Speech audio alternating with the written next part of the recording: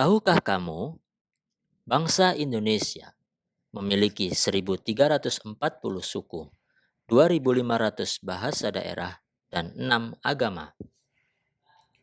Keragaman ini merupakan kekayaan yang tidak dimiliki oleh negara lain dan harus terus terjaga demi meningkatkan rasa persatuan dan kesatuan terhadap keberagaman yang ada. Keragaman yang ada di Indonesia dapat menjadi kekuatan tersendiri untuk bangsa. Salah satu keunggulan keberagaman sosial budaya bagi masyarakat, yakni dapat menarik para wisatawan asing dan dalam negeri untuk berkunjung ke Indonesia. Hal ini tentu akan berdampak kepada peningkatan pendapatan negara dan daerah melalui kegiatan pariwisata. Selain itu, masih ada beberapa kekuatan lain yang dimiliki bangsa Indonesia karena keberagaman budayanya, yaitu terciptanya identitas bangsa di mata dunia, kaya akan kebudayaan nasional, dikarenakan dari Sabang hingga Merauke mempunyai kebudayaan khas di tiap daerahnya. Dapat mempererat persaudaraan karena saling menghormati dan menghargai tiap kebudayaan daerah. Tumbuhnya sikap nasionalisme, sikap ini muncul karena adanya rasa bangga, mencintai, serta menghormati banyak kebudayaan. Dan yang tidak kalah penting, keberagaman budaya Indonesia juga menjadi sumber pengetahuan, tidak hanya untuk masyarakat dalam negeri, tetapi juga mancanegara.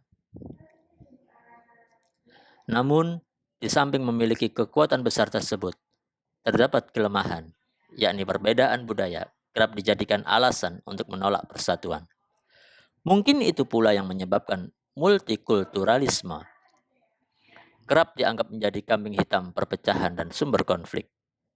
Di beberapa negara, perbedaan budaya bahkan telah memicu konflik sosial politik, seperti di India, Pakistan, Turki, Spanyol, dan di belahan dunia yang lain. Untuk itu, diberlakukan komunikasi dan interaksi yang dapat membuat anggota masyarakat bangsa Indonesia saling bekerja sama dan memiliki pengertian yang benar terhadap unsur budaya yang berbeda. Sebagai alat komunikasi dan interaksi dibutuhkan bahasa guna perekat antar anggota masyarakat. Bahasa Indonesia sebagai peluang untuk membangun dan mengembangkan budaya suku-suku yang beragam dalam kebersamaan dan persatuan. Penggunaan bahasa Indonesia sebagai alat komunikasi antar suku tidak bermaksud menghilangkan bahasa daerah, tetapi mempermudah seseorang mengenal dan merespon lingkungan sekitar.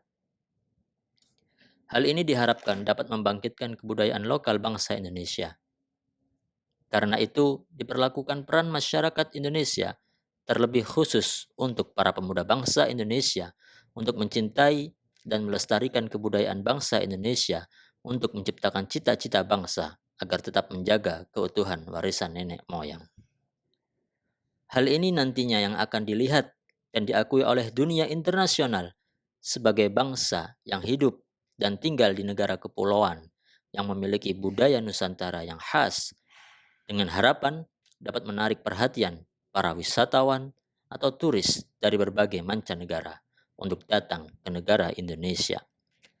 Oleh karena itu, kesadaran untuk toleran akan keberagaman budaya harus ditumbuhkan dari kecintaan dan kesadaran bela negara pada tanah air Indonesia, tanah tumpah darah yang menjadi ruang hidup bagi seluruh rakyat Indonesia.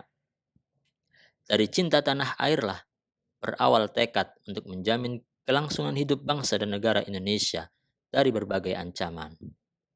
Kesadaran bela negara mulai dikembangkan dengan sadar sebagai bagian dari bangsa dan negara. Bangsa yang majemuk, bangsa yang mendapatkan kemerdekaannya bukan karena belas kasihan atau pengakuan dari bangsa-bangsa penjajah, namun direbut dengan segala pengorbanan seluruh rakyat, mulai dari pengorbanan harta hingga pengorbanan jiwa dan raga. Dari kecintaan pada tanah air, dikembangkan keinginan yang kuat untuk berbuat yang terbaik untuk negeri. Sadar menjadi bagian dari bangsa dan negara akan mendorong pada tekad, sikap, dan perilaku untuk menjadi warga negara yang baik, yang patuh dan taat pada hukum dan norma-norma yang berlaku. Sebagai contoh, kita bisa melihat perjuangan beberapa tokoh inspiratif di Indonesia saat ini dalam mengaktualisasikan bela negara. Bapak Joko Widodo misalnya. Sebagai presiden, beliau selalu gencar mengkampanyekan produk dalam negeri. Selain itu, juga berperan aktif dalam menjaga kebudayaan bangsa Indonesia, seperti mengenalkan pakaian adat dari daerah yang berbeda setiap tahunnya di pitado kenegaraannya. Sikap ini menunjukkan cinta tanah air yang tinggi, yang selalu mengutamakan produk-produk Indonesia, baik dalam kehidupan sehari-hari dan juga bangga dengan budaya Indonesia. Lalu ada Bapak Ali Mazzi sebagai Gubernur Provinsi Sulawesi Tenggara. Ketika menjabat sebagai Gubernur Sulawesi Tenggara, beliau mencoba mengaktualisasi perilaku cinta tanah air dengan cara memberi kesempatan yang sama kepada semua masyarakat Sulawesi Tenggara untuk berperan dalam penyelenggaraan pemerintahan, pembangunan daerah, dan pemberdayaan masyarakat tanpa melihat latar belakang suku, budaya, agama, dan gender. Berkat pemikirannya, bapaknya menjadi salah satu tokoh multikultural di Indonesia. Dan terakhir, ada atlet penyandang disabilitas Ukun Rukaindi yang mengharumkan nama Indonesia di kancah internasional setelah membuat sejarah meraih 2 medali emas sekaligus pada ASEAN Para Games 2022. Dia telah bersikap cinta tanah air dengan membawa nama baik Indonesia di mata dunia. Lalu, apa kita harus seperti mereka dengan segala aksi heroiknya? Dengan dimulai dari hal yang kecil, sebenarnya kita sudah bisa mengaktualisasikan sikap bela negara, seperti mematuhi aturan yang berlaku, bangga produk lokal dan budaya Indonesia, atau dengan bersikap baik antara sama warga negara Indonesia. Jadi, tunggu apa lagi? Ayo kita sama-sama wujudkan bela negara dari diri kita sendiri. Sepatutnya kita berbangga dengan tetap menjaga keharmonisan untuk terwujudnya Indonesia damai. Kita, Indonesia, satu dalam keragaman.